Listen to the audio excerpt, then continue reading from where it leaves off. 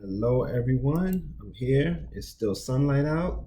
I'm trying to do these during the day. I'm trying to organize my work schedule and do better. And then maybe I'll just do most of my writing at night and all my videos during the day so I can get more light. This still looks dark. Still looks dark. Alright, but let's continue to move ahead. Hold on, let me see.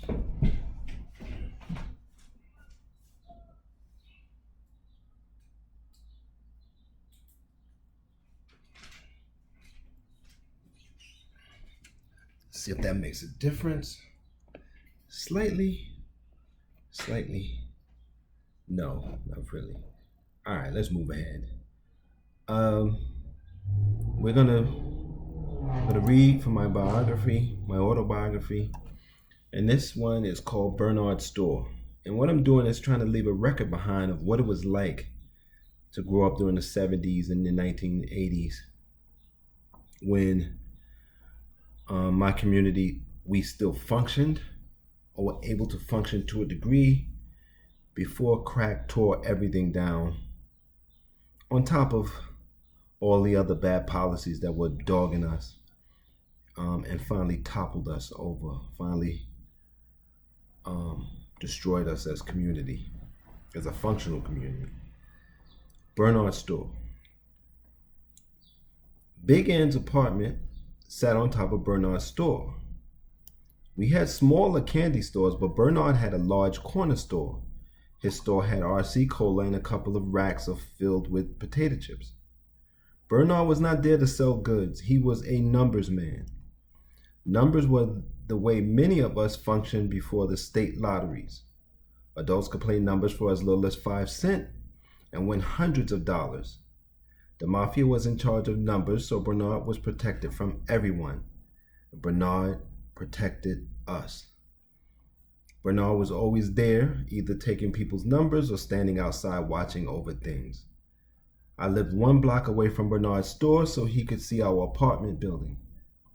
Bernard was another person watching out for us. I always remember Bernard had 2 King Doberman Pinscher dogs. He would let the smaller children ride the dogs. I was small at that time. I think that the people in the neighborhood felt pity for me, not knowing my father. Everyone was protective of all the children, but they seemed to look at me with the sadness.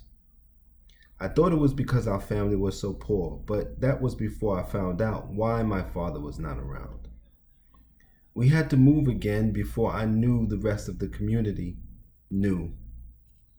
I wish I could have gone back to thank them all and let them know how much I appreciate them.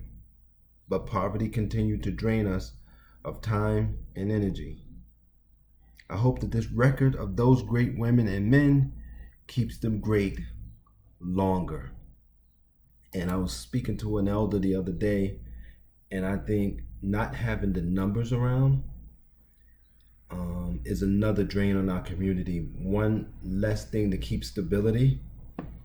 And as you can see, most Black Americans have fallen through the hole into a pit.